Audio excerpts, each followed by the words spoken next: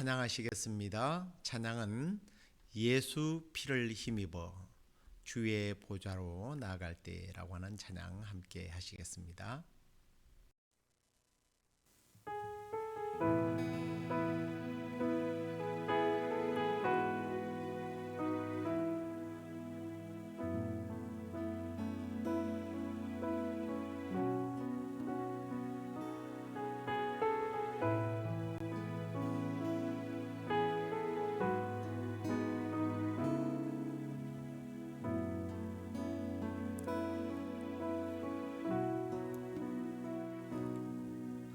주의 보좌로 나아갈 때에 어떻게 나가야 할까?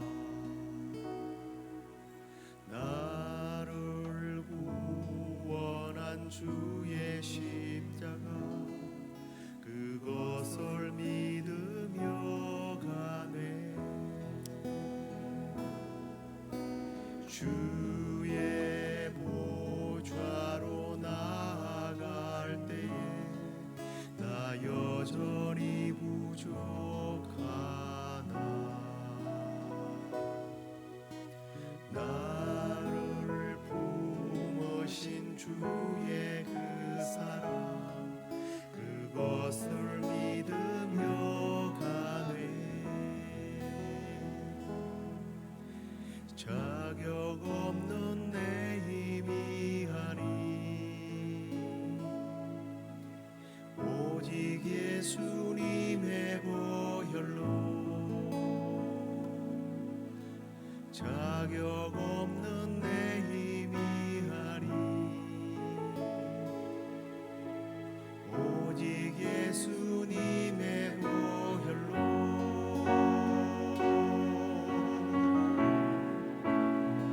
십자가의 보혈 완전하신 사랑 힘입어 나아갑니다. 십자가의 보혈 완전하신 사랑 힘입어 예배합니다. 십자가의 완전하신 사랑 힘입어 나아갑니다.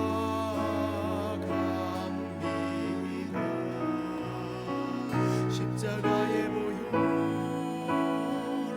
완전하신 사랑 힘입어 예배합니다.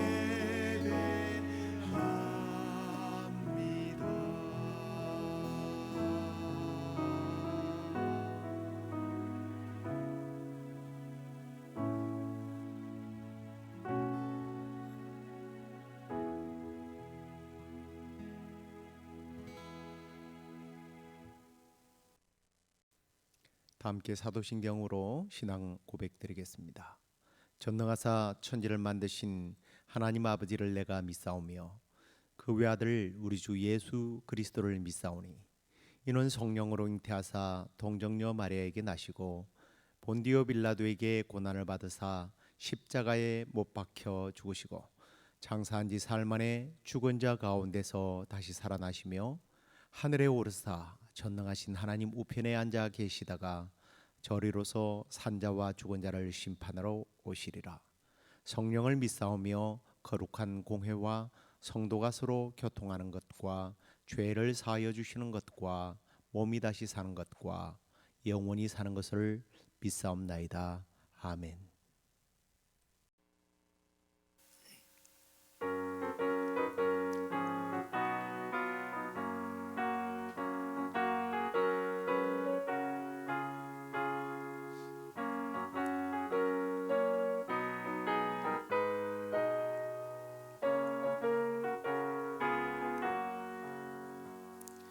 내가 예수 믿고서 죄사함 받아 나의 모든 것 다 변했네. 지금 내가 가는 길 천국길이요 주의 피로 내 죄가 씻겼네. 나의 모든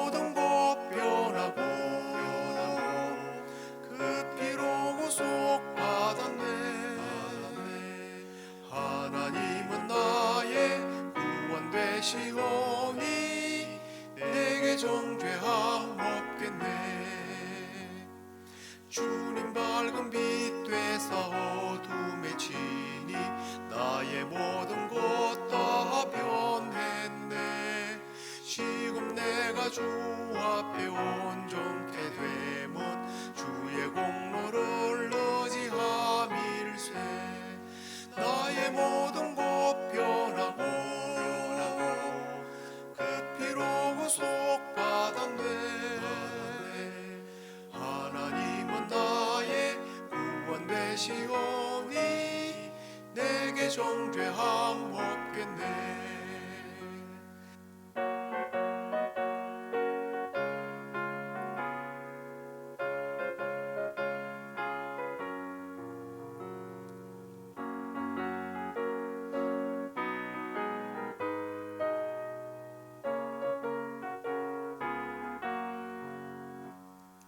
내게 성령 임하고 그 크신 사랑 나의 맘에 가득 채우며 모든 공포 내게서 물리치시니 내 맘 항상 주 아래 있겠네. 나의 모든 것 변하고 그 피로 구속받았네. 하나님은 나의 구원 되시오니 내게 정죄함 없겠네.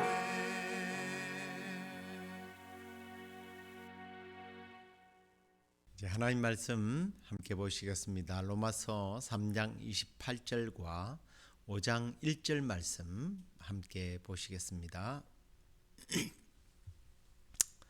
그러므로 사람이 의롭다 하심을 얻은 것은 율법의 행위에 있지 않고 믿음으로 되는 줄 우리가 인정하노라.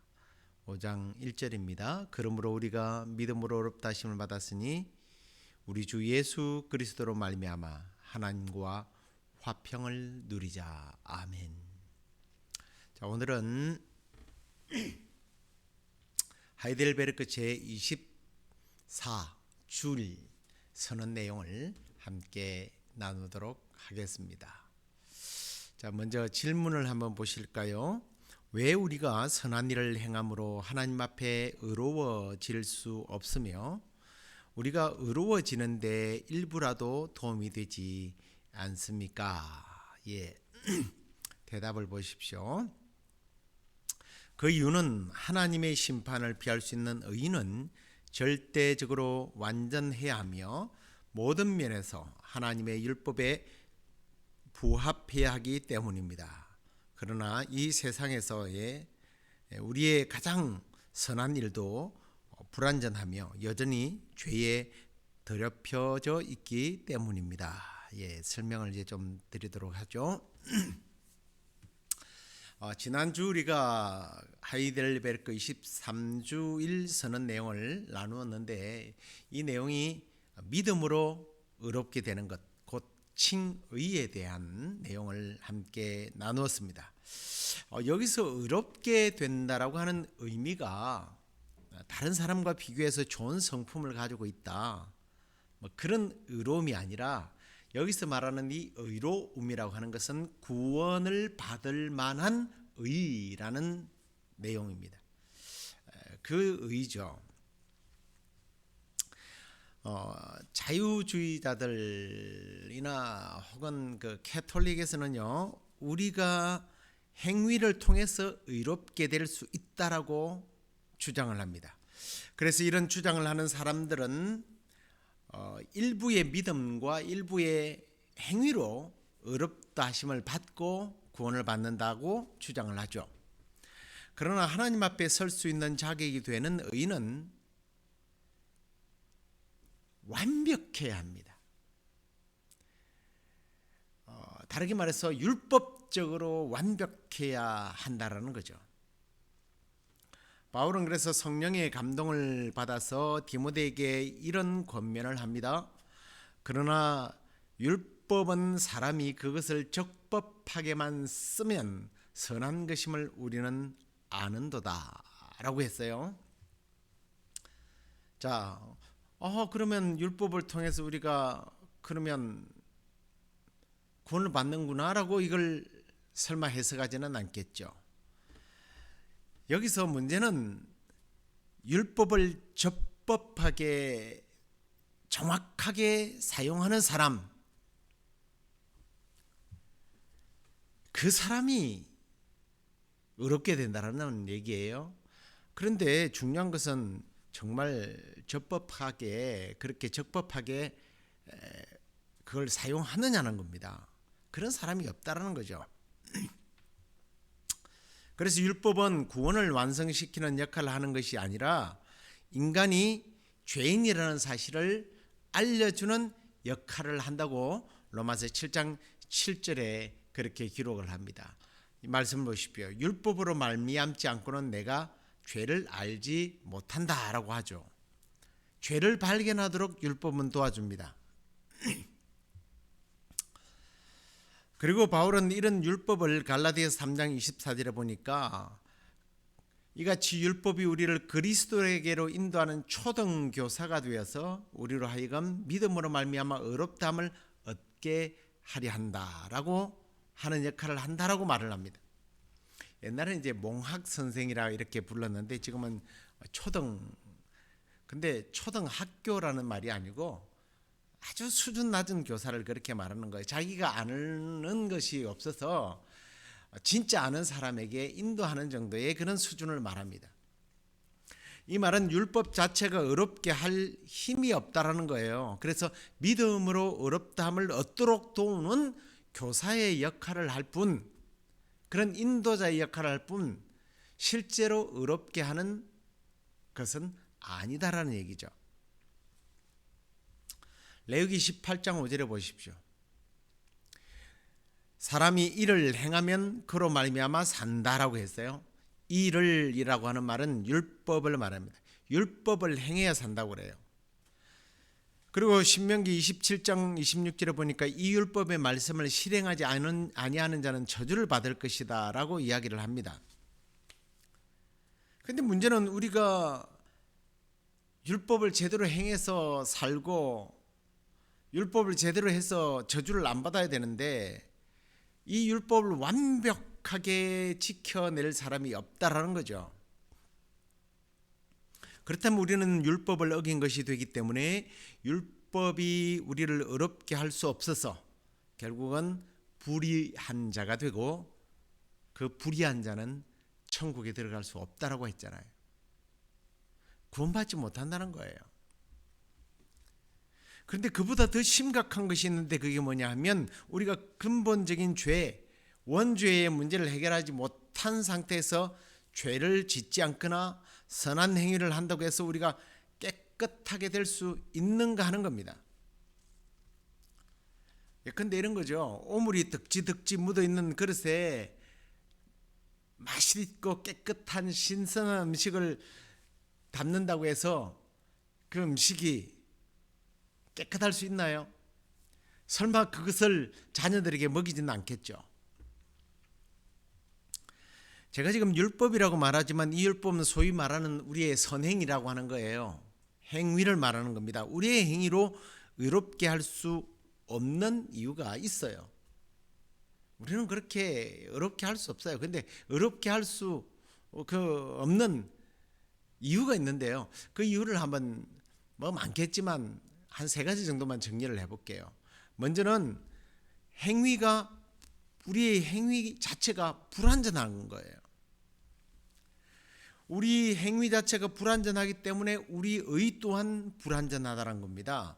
우리는 완벽하게 행위를 유지할 수가 없어요. 완벽하게 해낼 수가 없어요. 어느 한 사람을 사랑하는 행위를 하면서 속에는 누군가를 미워하게 되는 경우 그건 불완전한 행위예요. 우리의 행위가 영원하지 못하고 또한 일시적이지 않습니까? 그 찰나의 행위가 영원한 상급을 받을 만한 가치의 것이 되지 못하기 때문에 우리의 행위는 의롭게 될 수 없어요. 이랬다 저랬다 하니까요. 또 다른 이유가 있다면 과거의 죄의 문제는 그럼 어떻게 하냐는 겁니다. 우리의 행위가 완전하다고 하더라도 지금의 행위가 완전하다 할지라도 그건 사실은 지금 해야 할 일이고요. 마땅히 지금 해야 할 일이지만 과거에 우리가 잘못했던 이건 어떻게 보상을 할 수 있겠느냐는 겁니다. 무엇으로 보상을 할 수 있겠어요? 율법의 지금의 행위는 우리를 결코 어렵게 할 수 없어요. 세 번째 이유가 뭐겠어요? 선행은 칭의의 어떤 칭의에 대한 결과지 원인이 아니라는 거예요. 이거 굉장히 중요한 문제입니다. 우리가 선행으로 어렵다 하심을 받는다면 그것은 우리의 자랑이 되는 거예요. 그러면 성경과 모순이 됩니다. 성경은 분명히 구원은 우리가 구원받게 된 것이 우리의 자랑 때문에 아니라고 그랬어요. 그래서 에베소서 3장 8절과 9절에 보니까 구원은 하나님의 선물이라고 하면서 뭐라고 말합니까? 행위에서 난 것이 아니니 이는 누구든지 자랑치 못함이라. 자랑하지 못하게 하기 위해서예요. 근데 우리가 행위로 구원을 받게 된다면 우리의 자랑이 되잖아요. 행위로 구원을 못 받는 거예요. 여러분이 만약에 여러분의 선함으로 구원을 받은 칭의를 얻게 된다면, 그렇다면 예수님이 이 땅에 왜 오셨겠습니까? 오셔야 될 이유가 없어요. 그리고 예수님의 죽음은 헛죽음이에요. 여러분, 아브라함 같은 사람도요, 그의 선행으로 하나님은 의롭다라고 말하지 않고 믿음으로 의롭다함을 받았다고 말합니다.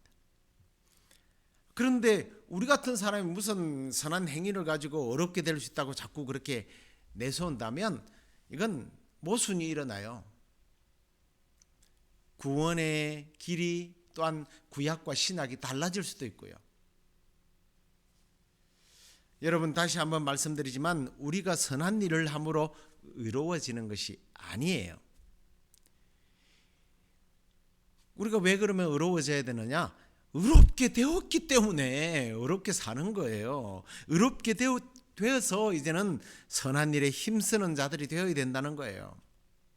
나의 이 애쓰는 삶의 모습이 어떤 나의 자랑이나 나의 공로를 위해서, 나의 구원을 위해서, 그래서 하나님 앞에 딜을 하는 그런 조건이 될 수 없다라는 겁니다. 오직 예수 그리스도를 믿고 하나님의 의로, 하나님께서 의라고 인정해 줄 때에 우리는 새로운 삶을 살게 되고 영원한 삶을 살게 되는 것입니다. 자, 그러면 이제 63번 문제를 한번 보십시오. 하나님께서는 우리의 선행에 대하여 이 세상과 오는 세상에 상급을 주시겠다고 약속하셨습니다. 그런데 왜 선행이 아무런 공로도 없다고 말합니까? 라고 이제 아마 여러분이 묻고 싶어하는 그 내용을 여기서 그대로 물어주는 거예요. 고맙게도 대답을 보십시오. 그 상급은 노력의 대가로 얻는 것이 아니라 은혜로 주시는 선물입니다.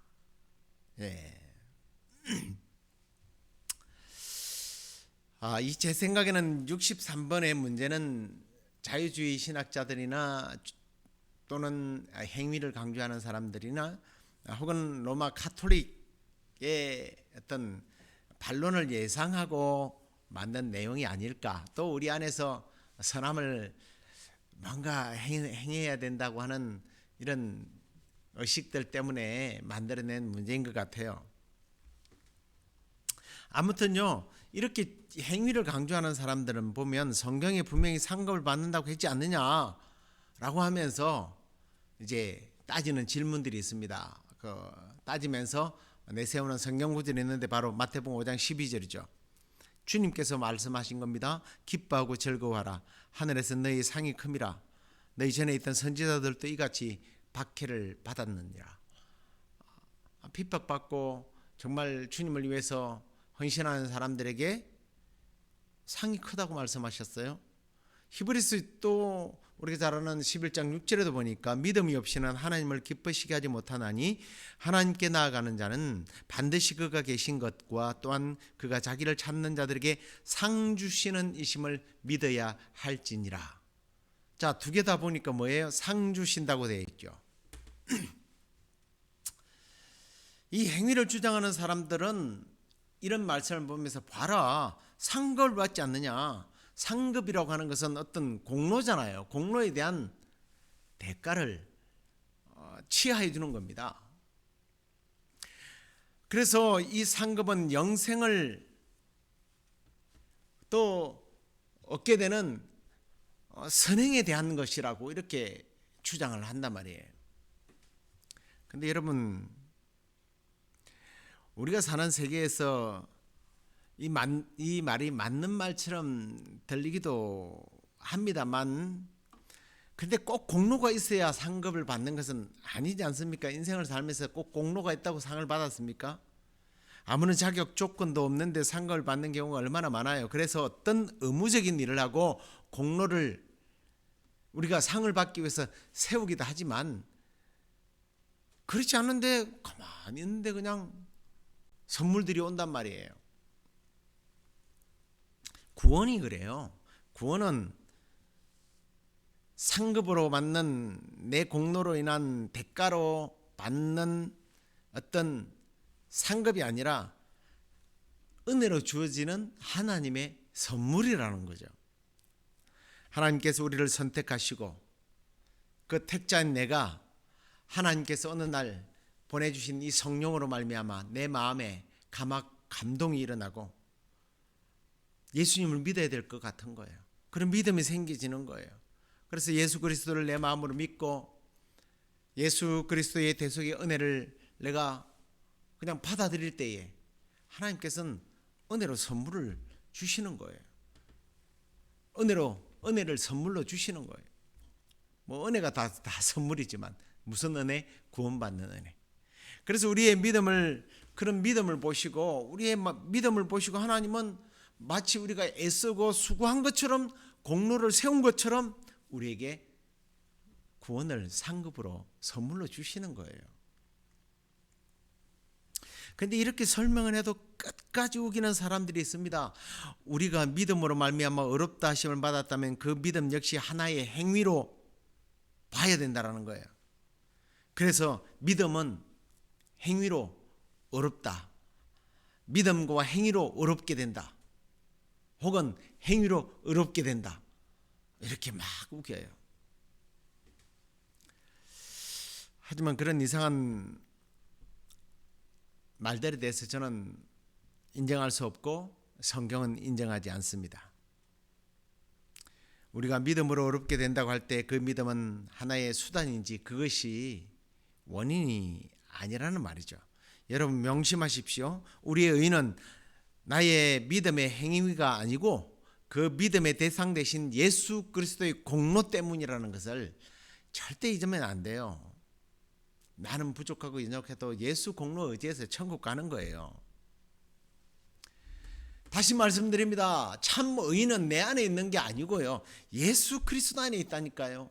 그 예수 그리스도 안에 있는 그 의로움을 내가 믿을 때에 그게 내 의로 하나님이 인정해 주는 거예요. 내가 잘나서가 아니에요. 물론 여러분의 눈으로 볼 때는 의를 행하는 사람을 보면 참 어렵구나. 저 사람이 천국 안 가면 누가 가겠는가 뭐 그럴지 모르겠지만 하나님의 눈으로 볼 때에 그 행위는 구원받을 만한 행위가 아니라는 거예요. 그래서 로마서 3장 20절을 보십시오. 그러므로 율법의 행위로 그의 앞에 의롭다 하심을 얻을 육체가 없나니 율법은 죄를 깨달을 뿐이다. 율법은 우리를 어렵게 하지 못합니다. 율법의 행위는 천국에 갈 만한 그런 존재라고 내세울 게 못 돼요. 앞에 말씀드렸죠. 율법을 우리 스스로가 완벽하게 지킬 수 없기 때문이에요.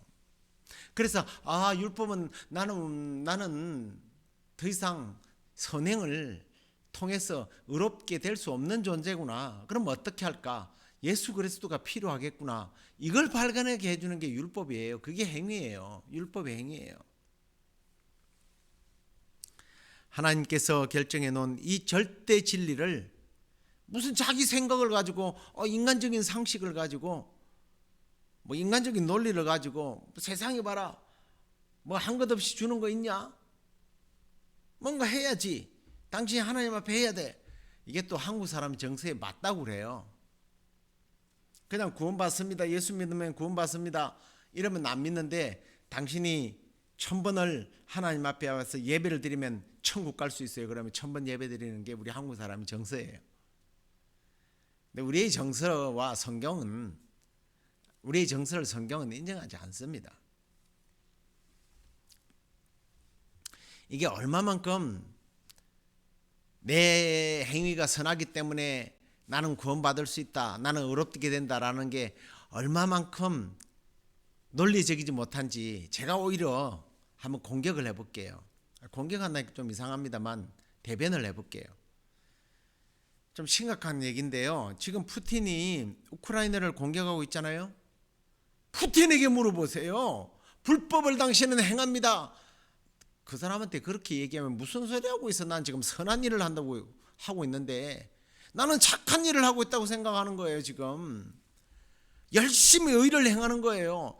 그러면 자기가 열심히 의를 행하는 만큼 우크라이나는 피를 흘리게 되는 거예요. 피눈물을 흘려요. 전 세계가 이 사람 보고 와, 당신 참 어렵습니다라고 합니까? 아니에요. 당신은 악을 행하는 악인이라고, 사탄이라고 공격을 해요. 자기는 의로운데 그게 인간의 의예요. 내가 열심히 의를 행한다, 내가 선행을 한다, 나는 선행을 한다고 의를 행한다고 하지만 다른 한편에서는 피눈물을 흘리는 사람이 있다니까요. 그래서 행위는 완전하지 못하는 거예요. 인간이 만든 의로움, 인간이 만드는 선행,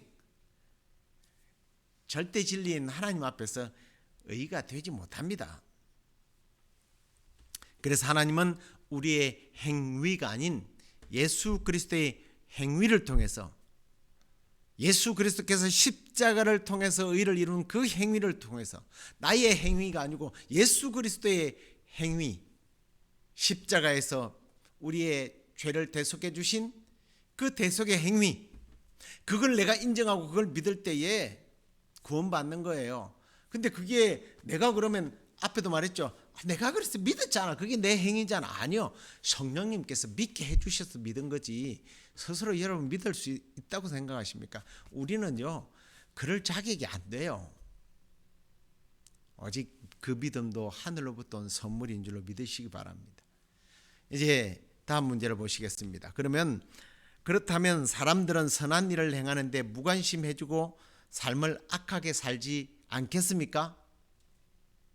우리가 선한 행위를 통해서 의롭게 되지 못한다고 할 때 사람들은 선한 일을 행하는데 무관심해지고 삶을 악하게 살 수도 있지 않겠습니까? 대답을 보세요. 아닙니다. 참 믿음으로 그리스도와 연합한 사람은 감사의 열매를 맺지 않을 수 없기 때문입니다. 맞죠? 행위를 강조하는 사람들은 믿음으로 말미암아 칭의로 구원을 받는다라고 하는 이 말이 오히려 선한 일에 무관심하고 악한 일을 하는, 죄를 짓게 만드는 그런 것들을 조장한다라고 주장을 해요. 글쎄요. 혹시 믿음으로 말미암아 구원을 받는다라고 하는 설교를 들은 사람들이 선한 일에 무관심하고 세속적인 일을 하거나 아니면 악한 일을 하는 사람을 여러분들이 아마 보셨기 때문에 그런 말을 할 거예요. 제가 보기에는 그런 사람들도 때로는 믿음이 다운이 되기도 하고요.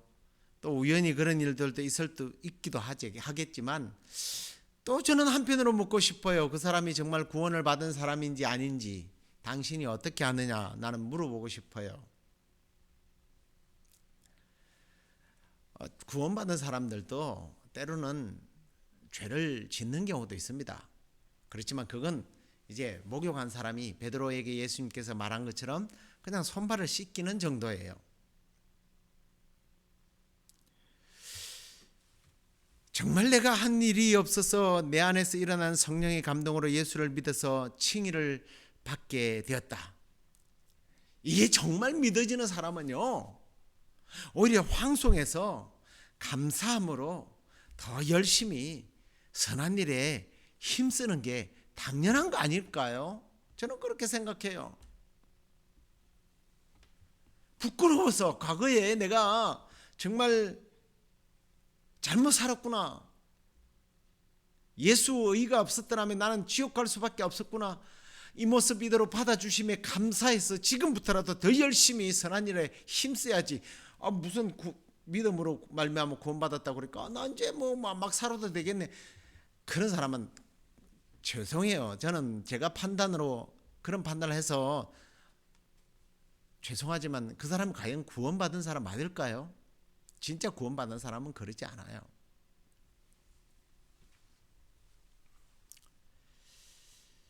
내가 구원받기 위해서 열심히 일하는 것이 아니라 구원받았기 때문에 열심히 일하는 거죠. 주의 일에 힘쓰는 거죠. 선한 일에 힘쓰는 거죠. 하나님의 자녀이기 때문에 그분의 자녀로서 하나님의 영광을 위해서 선하게 사는 것이 너무 당연한 거죠. 선한 일을 했기 때문에 내가 구원받아서 하나님의 자녀가 되는 것이 아니라 하나님의 자녀가 되었기 때문에 선한 일에 힘쓴다는 것, 힘써야 되는 것을 꼭 믿으시기 바랍니다. 성령님 알아서 다 하시니까 아니요. 성령님께서 함께 하시고 나에게 힘써, 일할 수 없는 밤이 되기 전에 힘써 일하라, 주의 일에 힘쓰는 자들이 되라, 그리스도의 남은 고난을 내 육체에 채우라. 이건 내 행위를 가지고 나를 자랑하고 내가 어렵게 된다라는 것을 하기 위한 게 아니에요. 구원받은 사람은 당연히 주의 일에 힘쓰는 자들이 되어야 돼요. 이런 설교를 하면 또 어떤 사람은 믿음으로 어렵게 된다는 말이 믿기만 하면 구원받는다는 이 말을 성경이 가르치지도 않았는데 목사가 그렇게 잘못 가르치고 있다 이렇게 주장하는 사람도 있더라고요.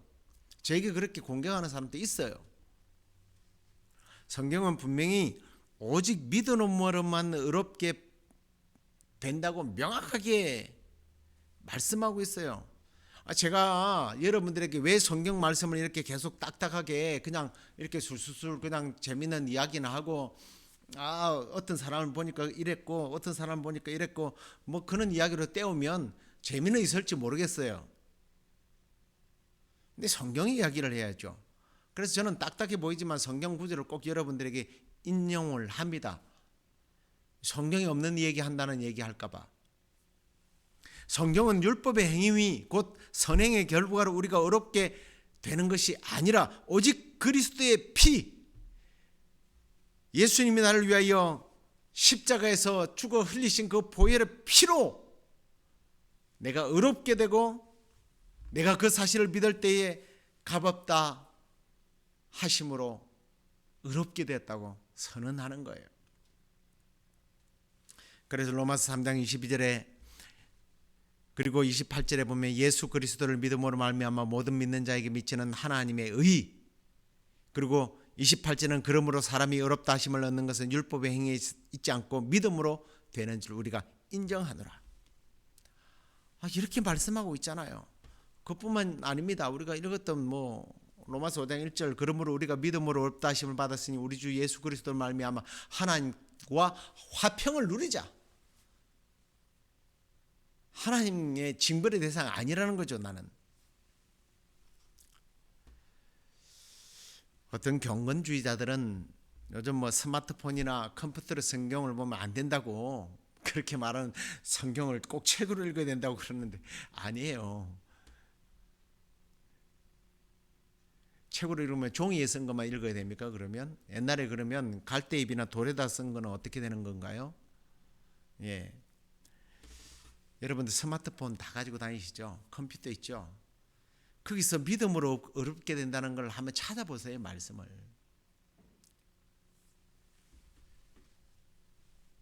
하나님의 말씀에는 분명히 어려운 자들이 구원받는다, 하나님의 의로, 예수 그리스도의 의로 믿음으로 구원받는다고 분명히 말씀하고 있습니다. 이 말씀을 정리하고 마치죠. 하나님이 원하시는 의는 절대적 의입니다. 그래서 하나님의 율법에 전적으로 일치하는 것이라야 심판을 피할 수 있습니다. 그래서 우리가 아무리 고귀한 선행을 한다 할지라도 율법의 기준에서는 모두 불완전하며 죄로 더러워져 있는 자로 분류될 뿐입니다. 그런 사람에게 주어지는 대가는 뭐예요? 지옥 형벌이에요. 하지만 우리 주 예수 그리스도를 믿을 때 하나님은 우리를 죄 없는 자처럼 대하십니다. 좀 이상한 표현일지 모르지만 예수처럼 대하십니다. 지금 성령님께서 여러분의 마음에 찾아와서 예수 그리스도를 믿으라고 혹시 믿어야 되겠다고 하는 사인을 주십니까? 그 마음의 생각을 받아들이고 예수 그리스도를 나의 구주로 고백하십시오. 예수님이 필요하다고 기도하십시오. 예수 그리스도가 나의 구주십니다라고 예수님을 영접하십시오. 그리고 과거에 지었던 모든 죄들이 성령님의 도우심으로 인하여 슬퍼하거나 또 마음에 아파하거나 또 부끄러운 생각이 든다면 회개하십시오. 죄를 부끄러워해야 합니다. 그 죄 때문에 예수님이 죄 없이 죽어주셨습니다. 선한 것 하나도 없는 나를 하나님께서 예수 그리스도의 십자가의 대속의 은혜로 새롭게 하셔서 죄가 하나도 없는 자로 인정하시고 그 의로 하나님의 백성이 되고 하나님의 자녀가 되었다. 이 얼마나 놀라운 축복입니까? 그리고 이미 예수 그리스도의 대속의 은혜를 믿고 이렇게 구원받은 성도라고 자기 스스로 생각하시는 분들이 있다면 그 구원받은 하나님 은혜에 감사하고 이제 하나님의 자녀로서 구원받기 위해서 하나님 자녀가 되기 위해서 착한 일을 하고 선한 일을 하는 것이 아니라 우리 예수님의 성품을 닮아서 우리 하나님의 성품을 닮아서 선한 일에 힘쓰는 자들이 되는 저와 여러분 되기를 주의 이름으로 축원합니다. 기도하겠습니다. 하나님 감사합니다. 허물과 죄로 말미암아 죽었고 선한 것이 하나도 없는 나를 예수 그리스도의 대속의 은혜로 나의 모든 죄값을 치루어 주시고 성령님께서 어느 날 나에게 믿음을 주셔서 예수 그리스도를 나의 구주라고 나는 예수님이 필요하다고 나를 선하게 할 분은 나를 의롭게 하실 분은 예수님밖에 없다고 고백하게 만들고 그 고백할 때 하나님께서 놀라운 구원의 선물을 우리에게 주셔서 하나님의 자녀가 되는 권세를 주시니 감사합니다. 이 놀라운 믿음으로 말미암은 의로 인하여 구원받은 하나님의 백성으로서 부끄럽지 않게 선행에 힘쓰며 착한 일을 하며 주의 복음을 전하는 일에 쓰임받는 우리 모두가 되도록 인도하여 주시옵소서.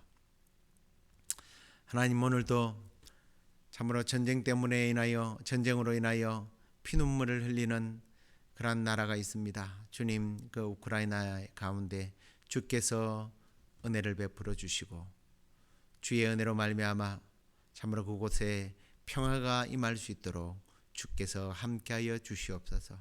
우리의 여러 가지 또 기도의 소원 가운데도 주께서 함께해 주실 줄로 믿사옵고 예수 그리스도의 이름으로 감사하며 기도드리옵나이다. 아멘. 하늘에 계신 우리 아버지여 이름이 거룩히 여김을 받으시오며 나라의 마옵시며 뜻이 하늘에서 이루어진 것 같이 땅에서도 이루어지이다.